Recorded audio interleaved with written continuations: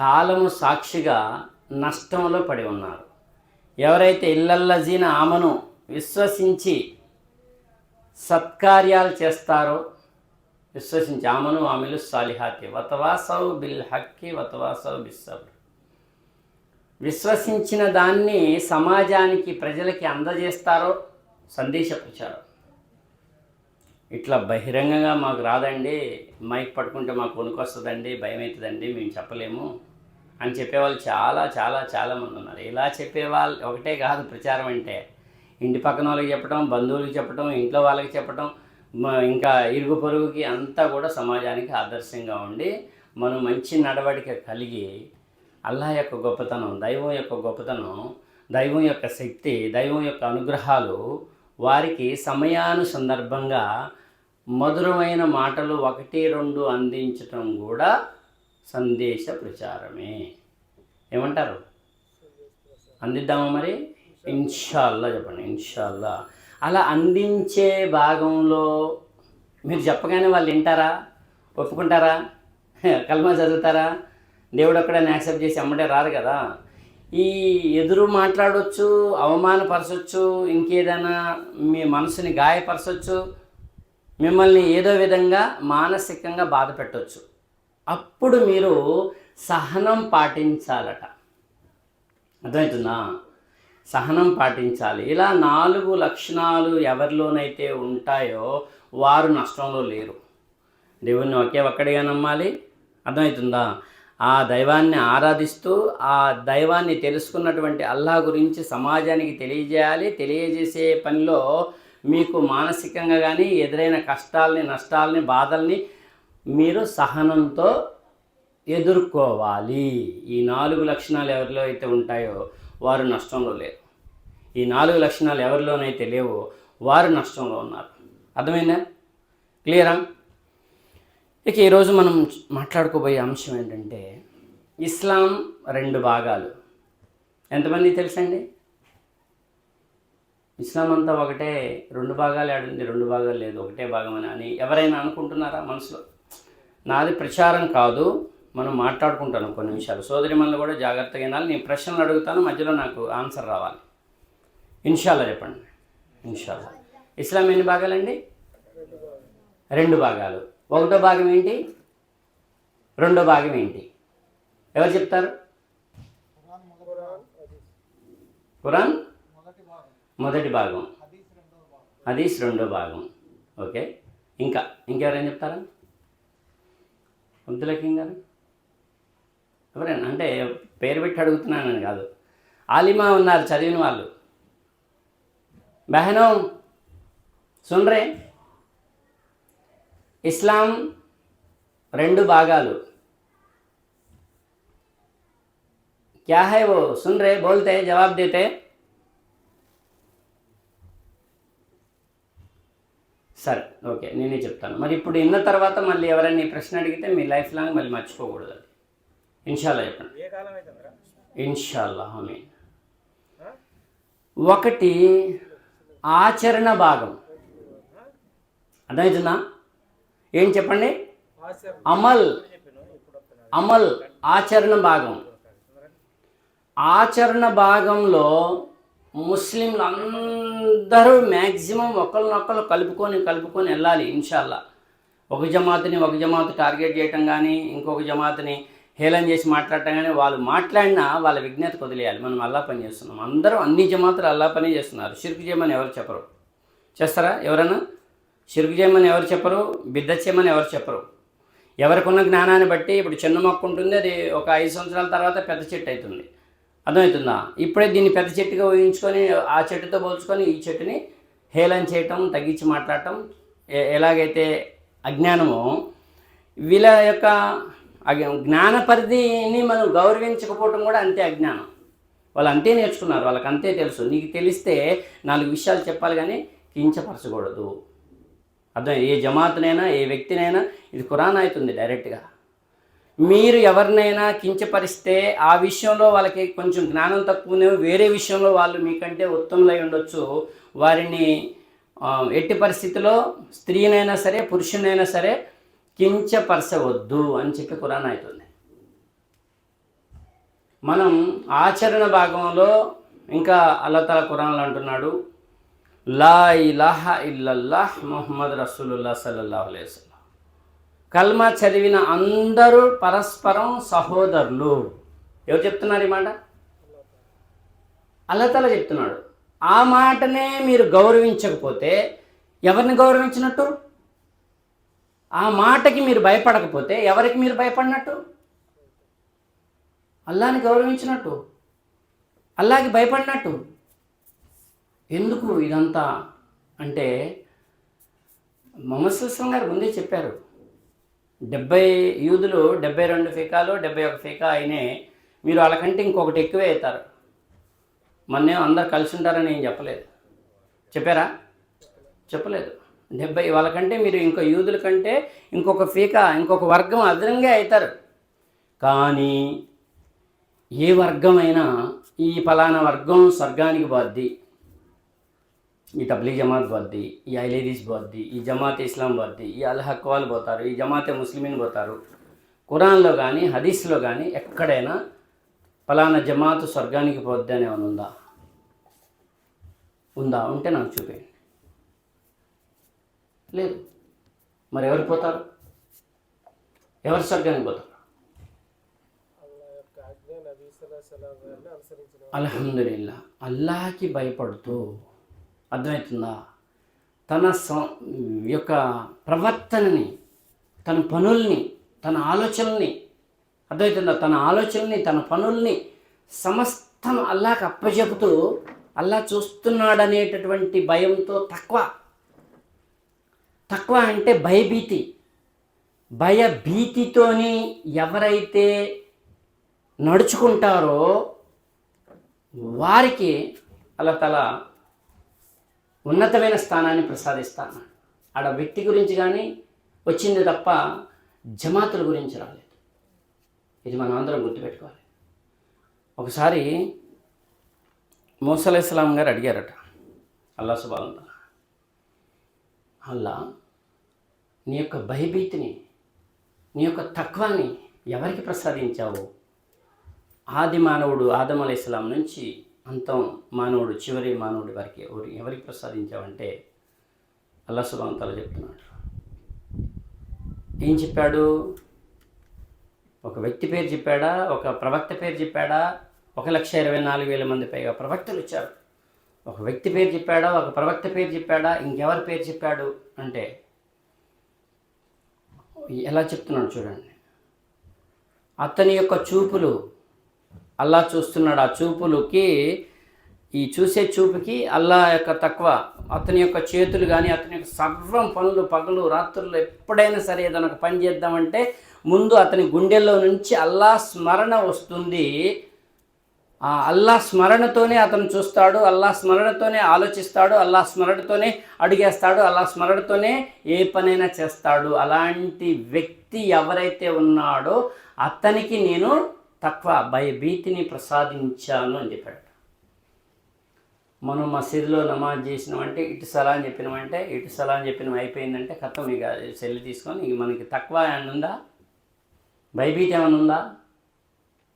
మళ్ళీ ఎవరో మౌల్ సాబు మళ్ళీ ఇస్తమా పెడితేనో, మళ్ళీ జుమ్మా వస్తేనో, మళ్ళీ నమాజ్ టైం అయితేనో ఆ 5 నిమిషాలు 10 నిమిషాలు నమాజ్ సలా అని చెప్పి బయటకు వచ్చేసినామంటే నోటికి అదుపు ఉండదు, చూపుకి అదుపు ఉండదు, చెవులకి అదుపు ఉండదు, చేతిలో ఫోన్ ఉంటే ఎవరు లేకపోతే ఏం చేస్తున్నావో తెలియదు, మళ్ళీ నమాజ్ చేస్తున్నాం. ఇది తక్కువ అంటారా? తక్కువ అంటారా? చెప్పండి అన్నారు. మరి దీన్ని సరిదిద్దుకోవాలో వద్దా? సరిదిద్దుకుందాం ఇన్షాల్లా. ఆమీన్. అందరినీ గౌరవిద్దాం. లా ఇలాహ ఇల్లల్లాహ్ ముహమ్మద్ రసూలుల్లాహ్. అందరం ఒకటి కావాలి ఇన్షాల్లా. అందరం ఒకటి అయితే లాభం ఏంటంటే అల్లాహ్ అనుగ్రహం ఎక్కువగా ఉంటుంది. ఈ మన భారతదేశంలో ఈ కల్లోల పరిస్థితులు ఎందుకు వచ్చాయి అంటే ఈ అందరం కలిసి ముస్లిమేతర సమాజానికి దైవ ధర్మం పాటిస్తూ ఆదర్శంగా ఉండాల్సిన మనమే నూరాంగు ఈ జమాతుని ఆ జమాతు తిట్టుకోవటం, ఆ జమాతుని ఈ జమాతు తిట్టుకోవటం, వాళ్ళు వీళ్ళు డిషన్ ఒకటి లేదు కానీ నోటి మాటలతోని పెద్ద యుద్ధాలే చేస్తున్నారు.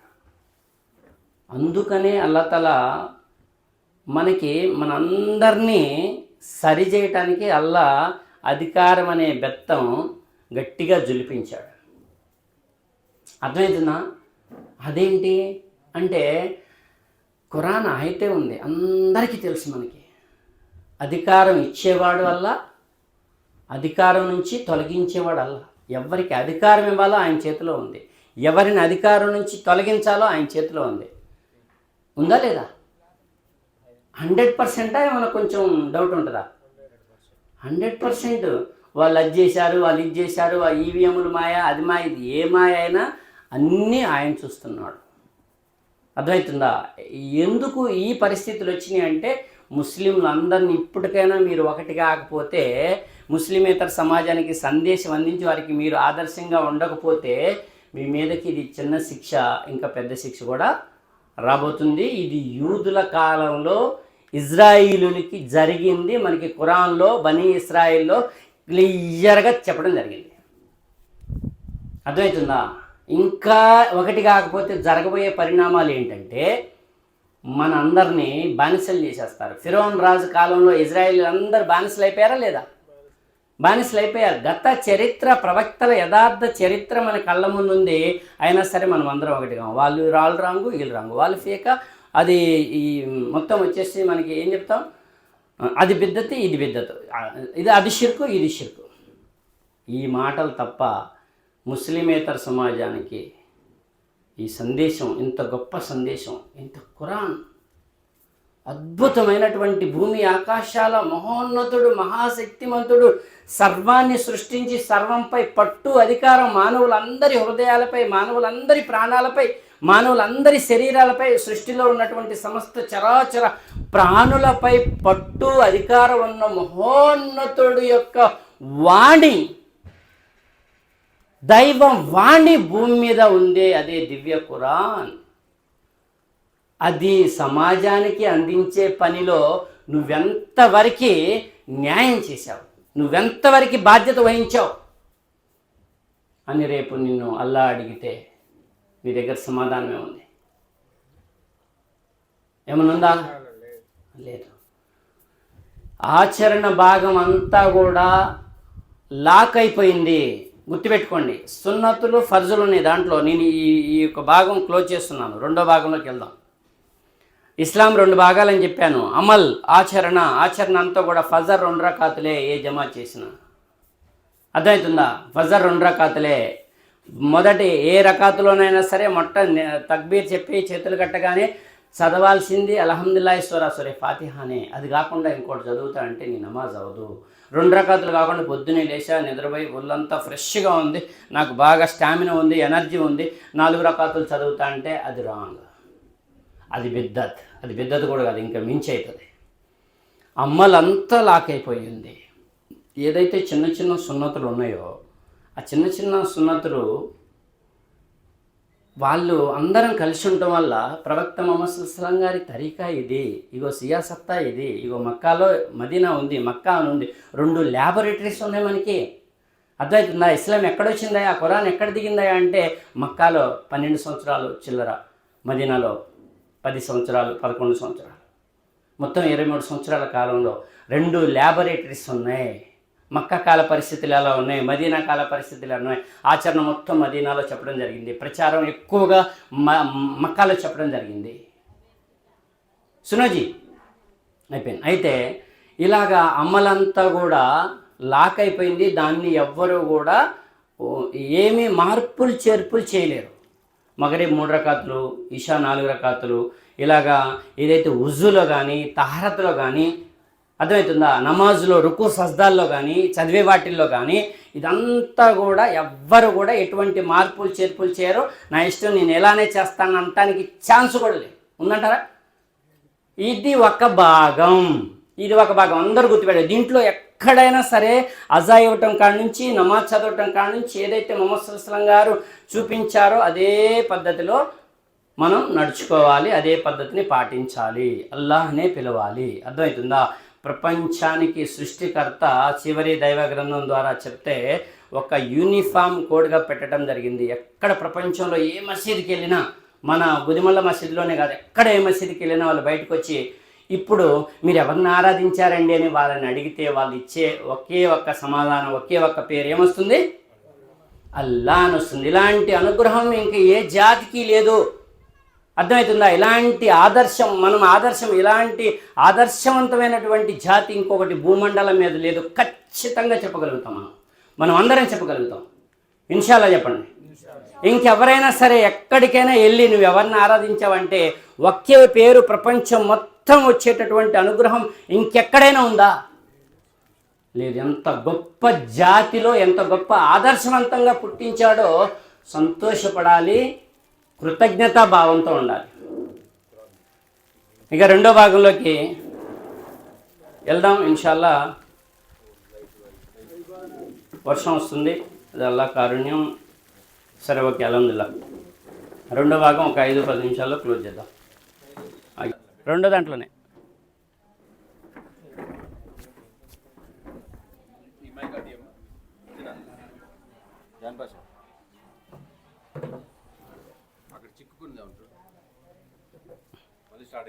మళ్ళీ స్టార్ట్ అయింది. చూద్దాం. బిస్మిల్లా.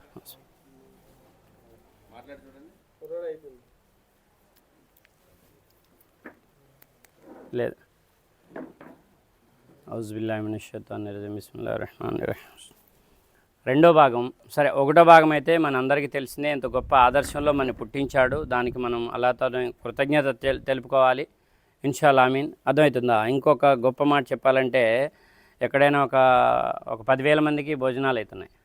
అర్థమవుతుందా? 10,000 మంది ముస్లింలు ఉన్నారు, అంటే హిందువులు మొత్తం 10,000 మంది ఉన్నారు. దాంట్లో ఒక 5 వ్యక్తులు మాత్రమే ముస్లింలు ఉన్నారు. 5 కానీ 10 మంది కానీ.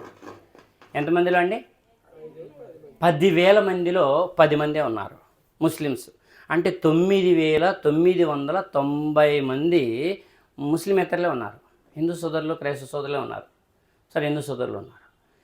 వాళ్ళందరికీ అవసరం లేని అక్కడ ఈ 10 మంది నా దోస్తులు అని చెప్పి ఒక పెద్ద మనిషి ఎవరో అక్కడ భోజనాలు చేపిస్తున్నాడు. మాసం కూర భోజనాలు నడుస్తున్నాయి. ఈ 10 మందిని కూడా పిలిచాడు. అయితే 9,990 మంది అక్కడ భోజనం చేస్తున్నారు. ఈ 10 మందిని చూసేసరికి గబక్కన ఆ భోజనాలు ఏర్పాటు చేసిన యజమాని అంటున్నాడు, ఆయన అంటున్నాడు, అర్రే నేను హలాల్ చేపిలేదన్నాడు. ఏంటండి? అర్రే భలే పని అయింది, మిమ్మల్ని పిలిచి నేను హలాల్ చెప్పలేదనేసరికి 9,990 మంది తింటున్నారండి. మాకేం అబ్జెక్షన్ లేదని చెప్పి ఈ 10 మంది పోయి కూర్చొని తింటారా? ఏంటి మరి ఆ గొప్పతనం ఎవరిచ్చారు? ఎక్కడి నుంచి వచ్చింది? అల్హమ్దులిల్లా చెప్పండి. ఇప్పుడు ఇలాంటి అనుగ్రహంలో పుట్టి కూడా మళ్ళీ హరాం పనులు చేస్తాను, ముద్దాల పనులు చేస్తాను అంటే అల్లాహ్ తాలా నిన్ను క్షమిస్తాడా? మనల్ని క్షమిస్తాడా?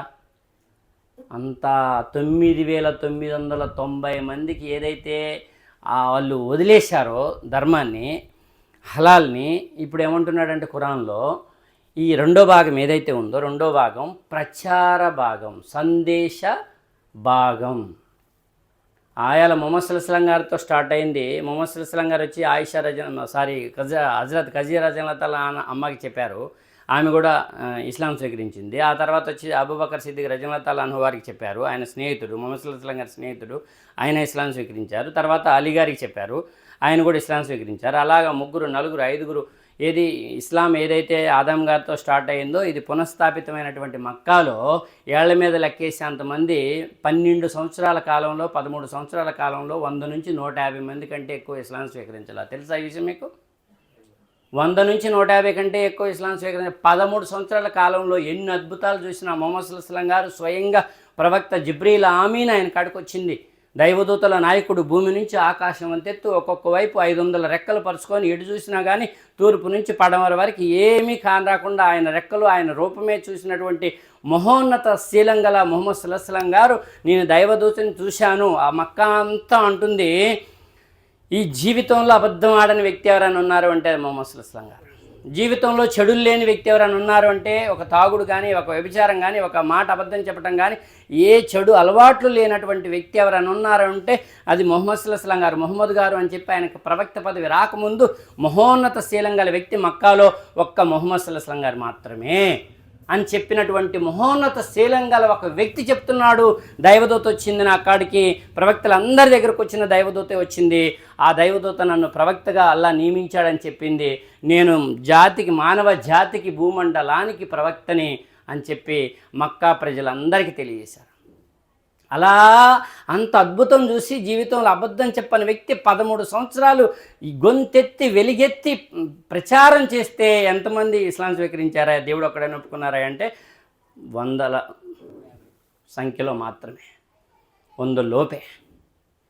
ఆ తర్వాత ఆగారా వాళ్ళు? ఈ 100-150 మంది ఇది కాకుండా మిగతా సమాజం ఆగారా? ఆయన చెప్పుకున్నాడని ఆగారా? లేదు. ఆయన్ని ఇలా వదిలేస్తే 100 మంది 200, 300 అవుతారు. ఇవన్నీ చంపేసేయాలి. ఏమనుకున్నారు వాళ్ళు? ఈ మొహమ్మద్ సల్లల్లాహు గారిని చంపేసేయాలి, అప్పుడు ఈ ధర్మం పూర్తిగా ఆగిపోతుంది, సమసిపోతుంది అని చెప్పని అనుకున్నారు. ఎందుకంటే వాళ్ళ తాత ముత్తాతల కాడి నుంచి ఏదైతే మక్కాలో 365 విగ్రహాలు పెట్టుకుని రోజు ఒక విగ్రహాన్ని ఆరాధిస్తున్నారో, వాళ్ళు బహుదైవారాధన చేస్తున్నారో వారందరికీ కంటగింపుగా మారింది దేవుడు ఒకే ఒక్కడు, ఆయన తప్ప ఆరాధ్యుడు ఎవడూ లేడు అని చెప్పేటటువంటి విషయం వాళ్ళు జీర్ణించుకోలేకపోతున్నారు. వీళ్ళు పెరిగిపోతే మా తాత ముత్తాతల ధర్మం ఎక్కడ మొత్తం అంతమైపోద్దేమని అనేటటువంటి భయంతో 12 తెగలు కలిసి ఈయనని చంపాలని నిర్ణయం చేశారు. పని ఆ నిర్ణయాన్ని అమలు చేశారు. అర్థమవుతుందా? ప్రణాళిక వేసుకున్నారు. ఇంకా అమలు చేసేటటువంటి డేట్ వచ్చింది, రోజు వచ్చింది. 12 తెగల నుంచి అక్కడ నేను పొడిగించదలుచుకోలేదు. జాతికి ఒక ఇద్దరు, జాతి నాయకుడు కొడుకు ఎవరైనా సరే రావాలి, నైటు దాంట్లో పాల్గొనాలని అంటే అప్పుడు అల్లా అన్నీ చూస్తున్నాడు పైనుంచి. అప్పుడు అల్లా అన్నాడు, నువ్వు ఎక్కడి నుంచి? మదీనా వెళ్ళు. హిజ్రత్ చేయటానికి, వలసపోవటానికి పర్మిషన్ ఇచ్చాడు. అక్కడి నుంచి మదీనా వెళ్ళాడు. ఇదంతా ఎందుకు చెప్తున్నానంటే ఇక్కడ 100 సంఖ్యలోపు 100లో అటు ఇటు ఉన్నటువంటి 13 సంవత్సరాల కాలంలో ఇక్కడ నుంచి ఏదైతే కొంత ముందుగానే ఏర్పాటు మదీనాలో చేయడం జరిగింది. ఆ మదీనా వచ్చిన తర్వాత ఒక 2-3 సంవత్సరాల కాలంలో ఏమైంది అంటే 300 మంది అయ్యారు. ఎంతమంది అయ్యారు? ప్రచారం పెరిగింది. దేవుడు అక్కడనే ప్రచారం పెరిగింది, అల్లా అక్కడనే ప్రచారం పెరిగింది. కల్మా చదివి మొత్తం ఇస్లాం స్వీకరించి ధర్మం, నిజమైన ధర్మం, దైవ ధర్మం, ఆది నుంచి వస్తున్నటువంటి సనాతన ధర్మాన్ని తెలుసుకున్న వాళ్ళు ఎంతమంది అయ్యారంటే 300 మంది అయ్యారు. ఇంక వీళ్ళు పెరిగిపోతున్నారని చెప్పి చుట్టుపక్కల వాళ్ళు అందరికీ తెలిసిపోయింది, మక్కా వాసులకి తెలిసిపోయింది. మక్కా వాళ్ళు ఇంకేదో పొలాలు పెట్టాలని చూశారు. వాళ్ళకి ముష్రికుల కంటే వ్యతిరేకులకి, కాఫీర్లకి, వీళ్ళకి పెద్ద ఇంక యుద్ధం చేయడానికి 300 మందిని కూడా చంపడానికి దండెత్తి వచ్చారా రాలేదా? అలా దండెత్తి వచ్చినటువంటి ఫస్ట్ యుద్ధం పేరు ఎవరైనా చెప్తారా? ఫస్ట్ యుద్ధం 300 మంది ముస్లింలు కల్మా చదివిన వాళ్ళు, 3000 మంది కాఫీర్లు. అర్థమవుతుందా? ఈ ఫస్ట్ యుద్ధం జరిగింది. ఎస్, ఎవరైనా చెప్తారా ఫస్ట్ యుద్ధం పేరు? 300 మంది 3000 మందికి యుద్ధం జరిగితే ఎవరు గెలవాలి? 3000 మంది గెలవాలి. కానీ 300 మంది గెలిచారు అక్కడ. అల్లాహ్ తాలా అంటున్నాడు, మీకోసం నేను దైవదూతలను దింపాను, 300 మంది కోసం సహాయం కోసం దైవదూతలను దింపాను. 300 మంది గెలిచారు. అక్కడ ఉన్నటువంటి మక్కా, మదీనా నగరాలు, చుట్టుపక్కల రాజ్యాలు అందరూ ఒక్కసారిగా భయకంపితులైపోయారు. ఏంటి 300 మంది గెలవటం ఏంటి, 3000 మంది ఓడిపోవటం ఏంటి, మెయిన్ వాళ్ళు అందరూ చచ్చిపోవడం ఏంటి? కాఫీలు ఎవరైతే ఉన్నారో ధర్మాన్ని అంతమొందించాలని కుట్రలు బన్ని మొహమ్మద్ సల్లల్లాహు అలైహి వసల్లం గారిని చంపాలని ఎవరైతే గట్టి కుట్రలు చేశారో వాళ్ళందరూ బద్ర్ యుద్ధం అంటారు. ఫస్ట్ది బద్ర్ యుద్ధం, జంగే బద్ర్. జంగ్ అంటే యుద్ధం, అర్థమవుతుందా? అలా తర్వాత సరే ఇంకా ఉహద్ యుద్ధం జరిగింది. తర్వాత ఇంకా చాలా యుద్ధాలు జరిగినాయి. కందక్ యుద్ధం జరిగింది. ఇలాగా ఒక 3-4 సంవత్సరాల గ్యాప్లోనే మక్కా వశమైంది. మక్కా యుద్ధం జరిగింది. మక్కా ఎలా అంటే ఎటువంటి రక్తపాతం జరగకుండా 10,000 మంది అయ్యారు. మక్కా వశమయ్యే నాటికి ఎంతమంది అయ్యారు? మీకు అర్థమవుతుందని చెప్పేది. మక్కాలో 100 మంది చిల్లర ఉన్నారు. బద్ర్ యుద్ధం అప్పుడు 300 మంది ఉన్నారు. మక్కా విజయానికి 10,000 మంది అయ్యారు. ఎంతమంది అయ్యారు? 10,000 మంది అయ్యారు. అల్హమ్దులిల్లాహ్. అక్కడి నుంచి ఓన్లీ 2 సంవత్సరాలే హజ్జతుల్ విదా, చివరి హజ్, మొహమ్మద్ సల్లల్లాహు అలైహి వసల్లం గారి చివరి హజ్ కాలంలో ఓన్లీ 2 సంవత్సరాలు 10,000 మంది ఎంతమంది అయ్యారంటే 1,00,000 మందితో చివరి హజ్ జరిగింది. అల్హమ్దులిల్లాహ్. ఎంతమంది అయ్యారండి?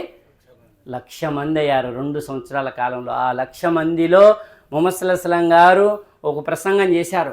ఇది దైవ ధర్మం, ఇది సృష్టికర్త ధర్మం, ప్రపంచ ధర్మం, నేను ప్రపంచానికి ప్రవక్తని, మానవాళి మహోపకారిని నేను అని చెప్పి ఈ ధర్మాన్ని మీరు ప్రపంచం నలుమూలల తీసుకెళ్ళండి అని చెప్పి ఆయన చెప్పడం జరిగింది.